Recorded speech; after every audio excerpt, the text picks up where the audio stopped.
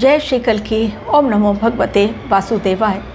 2026 आने में बस कुछ ही दिन शेष। क्या 2026 में हमारा देश हिंदू राष्ट्र बनेगा? क्या इसकी घोषणा कर दी जाएगी प्रधानमंत्री की तरफ से आधिकारिक तौर पर? क्या वास्तव में संविधान इस बात की इजाज़त देता है? आज पूरे विश्व में एक भी देश ऐसा नहीं है जो कि अपने आप को हिंदू राष्ट्र कहे। बहुसंख्यक है भारतवर्ष में हिंदू, लेकिन फिर भी आज हिंदुओं का ही अपमान बांग्लादेश में, पाकिस्तान में हिंदुओं पर लगातार अत्याचार हो रहे हैं। अभी 2-3 दिनों पहले एक युवक की पीट कर हत्या और उसके शव को बहुत बुरी तरह जलाया गया, बर्बरता की गई। और फिर से एक बार एनसीपी के एक वहाँ पर नेता को फिर से गोली मार दी गई, वो भी बहुत सीरियसली इंजर्ड, हॉस्पिटलाइज्ड हैं। ठीक उसके पहले एक और नेता, वहीं के नेता, उनके घर को जला दिया गया, आग के हवाले कर दिया गया। उसमें एक 7 साल की मासूम बच्ची की डेथ जलने के कारण, और उनकी 2 लड़कियां बुरी तरह झुलस गई, मोर देन 60% झुलस गई। उनका ट्रीटमेंट चल रहा है। जो हो रहे हैं हालात हिंदुओं के साथ बांग्लादेश में या पाकिस्तान में, हमारी सरकार को अब कड़े एक्शन लेने की ज़रूरत है। क्यों नहीं आज़ादी के बाद घोषणा की गई कि भारतवर्ष एक हिंदू राष्ट्र है? आज उसी की सज़ा हिंदू भुगत रहा है, और तब तक भुगतेगा जब तक हिंदुओं में एकजुटता नहीं दिखलाई पड़ेगी। मुस्लिम कंट्रीज़, 57 मुस्लिम कंट्रीज़ हैं पूरी दुनिया में, और बाकायदा ठोक बजाकर बांग्लादेश से ये आवाज़ उठाई जा रही है हिंदू महिलाओं को देखकर, पुरुषों को देखकर, कि तिलक नहीं लगाना है, कलावा नहीं बांधना है और बुर्का पहनना पड़ेगा महिलाओं को, क्योंकि हमारा देश मुस्लिम देश है। क्या हमारे देश से कभी इस प्रकार की आवाज़ उठ सकती है 2026 में? क्योंकि ये परिवर्तन का समय है। गुरुदेव अत्याचारी हुए हैं और वो परिवर्तन करके ही रहेंगे। जो 1947 के पश्चात नहीं हुआ और जो होना चाहिए था, जब पाकिस्तान और हमारा देश अलग अलग हो गया, जब बांग्लादेश अलग हो गया, तब क्यों नहीं हमारे देश को हिंदू राष्ट्र घोषित किया गया? उस समय जो पार्टी थी, क्या वो भूल अभी सुधारी जाएगी? क्योंकि आवाज़ उठने लगी है इसी ओर। बाबा बागेश्वर, हमारे कथावाचक, और अभी मोहन भागवत ने भी कह दिया कि हमारा देश हिंदू राष्ट्र ही है। संविधान में क्या अड़चन है? क्यों नहीं इसकी घोषणा हो जाती है आधिकारिक तौर पर? और क्यों नहीं बांग्लादेश में जो हिंदुओं की जलने की, उनको मारने की जो कंडीशन चल रही है, जो हालात हैं, वहाँ पर हिंदुओं पर अत्याचार हो रहे हैं, उनके घरों को तोड़ा फोड़ा जा रहा है, कहीं से भी सुरक्षित नहीं है, क्यों नहीं हमारी सरकार कोई एक्शन ले रही है? बिल्कुल ले रही है हमारी सरकार एक्शन, लेकिन वो एक्शन इस तरह के होते हैं जो मीडिया में रिपोर्ट नहीं बनते हैं, मीडिया में वो खबरें नहीं चलाई जाती हैं। अंदर अंदर सरकार के क्या काम चल रहे हैं, बहुत खुफिया प्लान के तहत सारी बातें डिसाइड होती हैं। क्योंकि एक लीक हुई बात और उसके पश्चात किसने उसको इनकैश किया और कहां से कहां तक पहुंचा दी उस बात को, और कितना मिर्च मसाला लगाया। आजकल AI जनरेटेड वीडियो होते हैं, और AI जनरेटेड वीडियो में क्या क्या बातें कहां कहां पहुंच जाती हैं और किस तरह से दंगे भड़क जाते हैं। इसलिए बहुत फूंक फूंक कर आज के समय में कदम रखना पड़ता है। 22 तारीख के लिए आप लोगों को कल के ही वीडियो में चेतावनी दी गई कि 22 तारीख से सावधान, 26-27 से सावधान। 22 तारीख फिर से एक बार मच गया धमाका, हो गया धमाका। इंडोनेशिया में एक यात्री बस एक्सीडेंट, भयंकर मौत का तांडव डेफिनेटली होना ही है। काफ़ी लोगों की मौतें हुई और काफ़ी लोग घायल भी हुए। और 19, 20, 21 जो कहा था, अब 21 तारीख को रिज़ल्ट आ गया, और वो महायुति के फेवर में निकाय चुनाव का कुछ आया है रिज़ल्ट। वो महायुति के फेवर में बुरी तरह, उद्धव गुट तो हार गई, कांग्रेस हार गई बुरी तरह। अब जश्न इतना ज़्यादा, भंडारे का प्रोग्राम पुणे में चल रहा था, वहीं पर कलर स्प्रे मारा गया, और आजकल सब में केमिकल्स रहते हैं। तो उसी समय इतनी भयंकर आग लगी और वो भयंकर आग में कई लोग झुलस गए, यानी रंग में भंग पड़ जाना, जो कहते हैं ना खुशियों का रंग था। बहुत लोग अपनी खुशियाँ मना रहे थे उस समय, लेकिन उसी जश्न में भंग पड़ गया, लोग झुलस गए, हाहाकार मच गया। इसलिए ये समय ईगो न दिखलाते हुए खुशियाँ ज़रूर मनाएं, जीत का जश्न ज़रूर मनाएं, लेकिन इतना भी नहीं कि वो जश्न अपने ऊपर ही भारी पड़ जाए। आज हर जगह लोग दूसरों को ख़त्म कर रहे हैं और जीत का जश्न मना रहे हैं। बांग्लादेश और पाकिस्तान में यही हाल हो रहा है। शव जलाया गया और लोगों ने खुशियाँ मनाई। शव पर नरसंहार करके क्या कोई खुशी मना सकता है? ये समय इतना नाजुक है, लोग कह रहे हैं कि कहीं कुछ नहीं हो रहा है, लोग झुलस रहे हैं, एक्सीडेंट में मर रहे हैं, भूकंप आ रहा है, युद्ध के कारण हालात बेकाबू हो रहे हैं, पड़ोसी देश से हमारे देश को थ्रेटनिंग कॉल आ रहे हैं बार बार, घुसपैठिए हमारे देश में घुसपैठ करके अपनी जड़ें इतनी मजबूत कर चुके हैं कि उनको निकालना भारी पड़ रहा है।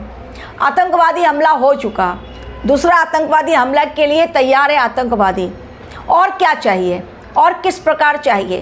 क्या 3 करोड़ लोग एक साथ खत्म हो जाए तब कहेंगे ये लोग कि हाँ कुछ हुआ? ऐसे लोग के कारण ही और ऐसे हिंदुओं के कारण ही आज हिंदुओं पर जो अत्याचार हो रहा है वो इसी कारणवश हो रहा है। क्योंकि हमारे देश में अगर सरकार ने घोषित कर भी दिया, घोषणा कर दी, कानून बना दिया कि हाँ हमारा देश हिंदू राष्ट्र है, तो विपक्षी दल हावी हो जाएंगे, क्योंकि उनको मुस्लिम वोट चाहिए, तुष्टीकरण की राजनीति चाहिए। कैसे हासिल करेंगे वोट? इसलिए हमारे ही देश के लोग, अखिलेश यादव हैं, मायावती हैं, राहुल गांधी जी हैं, प्रियंका गांधी जी हैं, जो अपने आप को, उद्धव ठाकरे जी हैं, जो अपने आप को बहुत कहते हैं हम लोग हिंदू नेता हैं, लेकिन तुरंत हावी हो जाएंगे, हमारे देश में बवाल मच जाएगा। तो जो मोहन भागवत जी ने कहा कि सरकार को क्या अड़चन है, दखल अंदाजी करनी चाहिए, हिंदुओं की सुरक्षा के लिए कुछ ऐसे कदम उठाने चाहिए, तो केवल क्या सरकार की जिम्मेदारी है या हिंदुओं की भी जिम्मेदारी है? क्योंकि मुझे नहीं लगता हमारे देश में हिंदू अभी भी जगे हैं, चादर तान कर सो रहे हैं, कुंभकर्णी नींद। तब तक हिंदू मरेंगे जब तक कि हिंदुओं की नींद नहीं जगेगी। भगवान कल की नहीं बचाएंगे इन हिंदुओं को जो कि कुंभकर्णी नींद सो रहे हैं। और आज मुगल तो चले गए लेकिन अपने वंशज पीछे छोड़ गए। पश्चिम बंगाल अभी तक जला नहीं है, जलेगा। आज के मेरे वीडियो में मैं बताने जा रही हूँ 2026 में किन राज्यों पर बहुत बड़ा खतरा हमारे देश में मंडरा रहा है। जी हाँ, पूर्वी राज्य, पूर्वोत्तर राज्य, उत्तर पूर्वी राज्य, हमारे देश में जितने भी हैं, खतरा उनके ऊपर सबसे पहले और बहुत बड़ा मंडरा रहा है। तो सबसे पहला नाम जो लूँगी, चाहे वो प्राकृतिक आपदा को लेकर हो, आंदोलन को लेकर हो, आगजनी को लेकर हो, हिंसात्मक आंदोलन को लेकर हो, तोड़फोड़ को लेकर हो, या किसी ऐसी घटना में जिसमें जनहानि हो, जान माल का नुकसान हो, तो सबसे पहला राज्य जिसका मैं नाम लूँगी वो है पश्चिम बंगाल।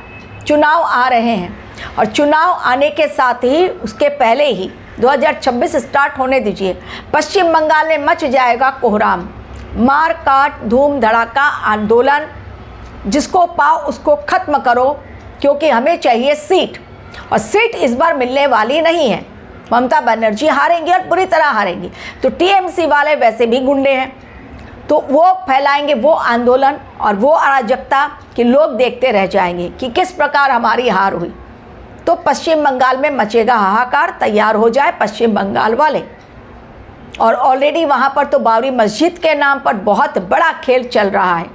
एक अलग पार्टी का भी ऐलान कर दिया गया, जिसके बारे में मैंने भविष्यवाणी की थी कि आने वाले समय में कई राजनीतिक पार्टियां टूटेंगी और हो सकता है कोई नई पार्टी भी आ जाए। एवं एक और भविष्यवाणी सत्य हुई, जो मैंने कहा था कि सुप्रीम कोर्ट, हाई कोर्ट की तरफ से कुछ ऐसी बातें कही जाएंगी जो ब्रेकिंग न्यूज़ बन जाएगी और लोगों को चौंकाएंगी और लोग विरोध में खड़े होंगे। सुप्रीम कोर्ट ने रिसेंटली अरावली के ऊपर एक बहुत बड़ी टिप्पणी की और एक बहुत बड़ी बात कह दी।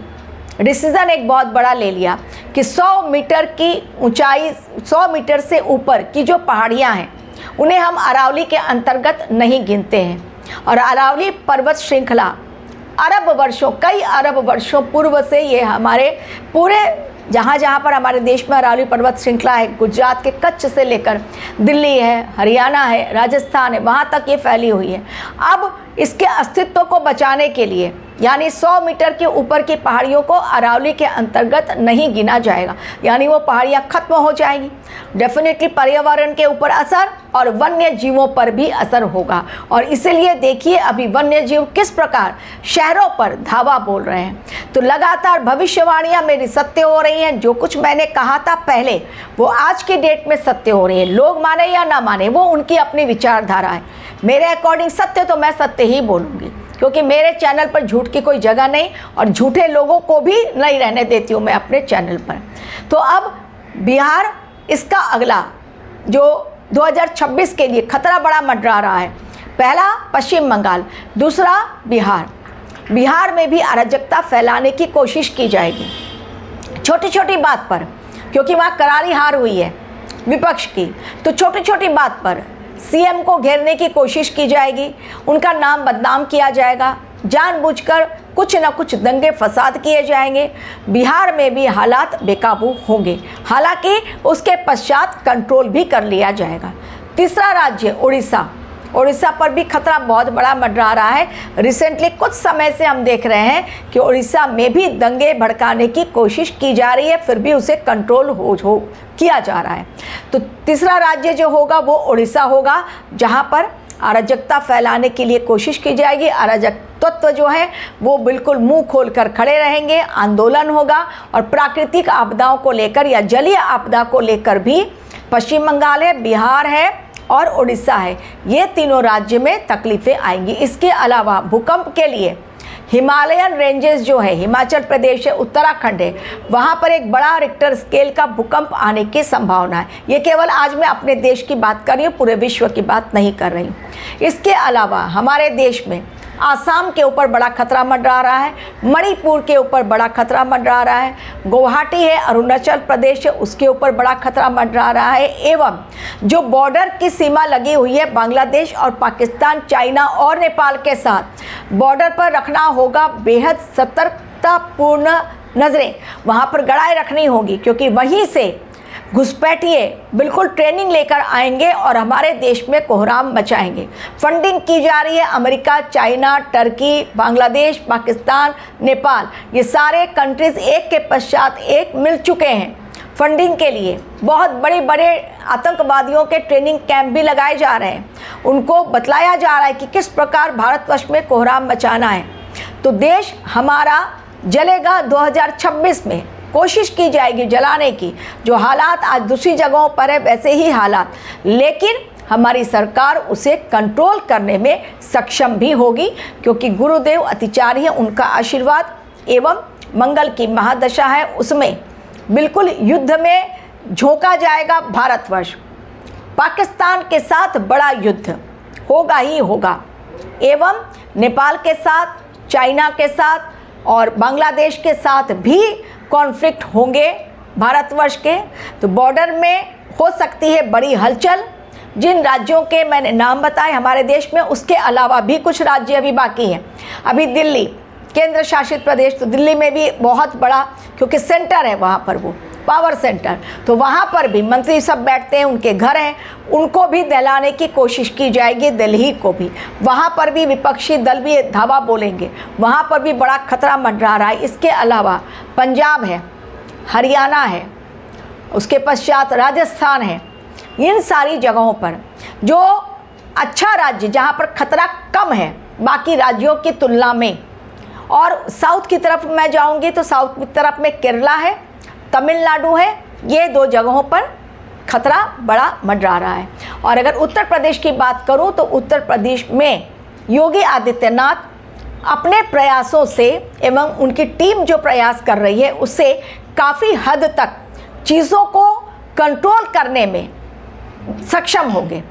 यानी उत्तर प्रदेश जो है वो कम से कम वहाँ पर आपदा भी, प्राकृतिक आपदा, चाहे जलीय आपदा हो या भूकंप हो या फिर आंदोलन हो, इस तरह की बात जो उत्तर प्रदेश है उसमें कम दिखलाई पड़ रहा है। लेकिन पश्चिम में अगर मैं बात करूँ तो महाराष्ट्र में मुंबई, वो भी खतरे के निशान से ऊपर, क्योंकि वहाँ पर भी आ रहा है बड़ा चुनाव, विधानसभा चुनाव आ रहा है महाराष्ट्र में। तो बीएमसी चुनाव, तो बीएमसी चुनाव में भी और जो होंगे जिनकी हार होगी डेफिनेटली वो भी बहुत बड़ा हंगामा करने वाले हैं, ऑलरेडी कर रहे हैं। निकाय चुनाव में भी जीत हो गई है महायुति की, तो अब अगला जो है वो विषैले बोल बोले जाएंगे, आंदोलन किए जाएंगे। वैसे भी अन्ना हजारे ने लोकायुक्त को लेकर एक आंदोलन करने की धमकी दे दी है, अपने गांव में बैठने का अनशन 30 जनवरी से। तो 2026 इन राज्यों के लिए जिनके मैंने नाम लिए सही नहीं है, लेकिन विश्व की यदि मैं बात करूं तो यूरोपियन कंट्रीज, मिडल ईस्ट, बहुत ज़्यादा वहाँ पर बड़ा खतरा दिखलाई पड़ रहा है। युद्ध और अधिक भड़केगा। रशिया और यूक्रेन का कहीं से भी शांति वार्ता करके नहीं होगा। यूक्रेन के काफ़ी सारी जगहों पर न सिर्फ रशिया करेगा कब्जा, बल्कि बिल्कुल अपना झंडा भी लहरा देगा। वो अमेरिका जो शांति वार्ता की बात कर रहा था, वही अमेरिका डोनाल्ड ट्रंप अब सीरिया पर बहुत बड़ा हमला लगातार करते चले जा रहे हैं। कह रहे हैं कि आतंकवादी हम ठिकाने पर हमला कर रहे हैं। तो क्यों कर रहे हैं? आपने तो कहा था कि ये समय युद्ध का नहीं है, ये समय बिल्कुल शांति वार्ता करने का है। तो फिर कैसे कूद पड़े? जो कि मैंने पहले भी कहा था कि अमेरिका कूदेगा युद्ध में और बहुत बड़े युद्ध में कूदेगा। अब इसके पश्चात इजराइल अचानक स्टार्ट हो गया, गाज़ा पर, हमास पर, लेबनान के लोग भाग रहे हैं। ईरान अभी तक खामोश है, लेकिन 2026 में ईरान बहुत बड़े अटैक की ओर जाएगा, क्योंकि वो भी चुप नहीं बैठेगा। और जितने भी मुस्लिम कंट्रीज़ हैं वो एकजुट होते हुए नज़र आएंगे। वहाँ पर सऊदी अरेबिया भी है। सऊदी अरेबिया में कभी देखिए आप बर्फ़ नहीं पड़ती है, लेकिन इस बार रेगिस्तान में बर्फ़ भी पड़ी। यही समय है जो दिखला रहा है कि मौसम बिल्कुल कंट्रोल में नहीं, उथल पुथल मौसम में राजनीतिक उथल पुथल, आर्थिक उथल पुथल भी 2026 में मचेगी। लेकिन हमारा देश कुछ हद तक उससे अपना बचाव करने में सक्षम हो पाएगा। Thank you very much for watching my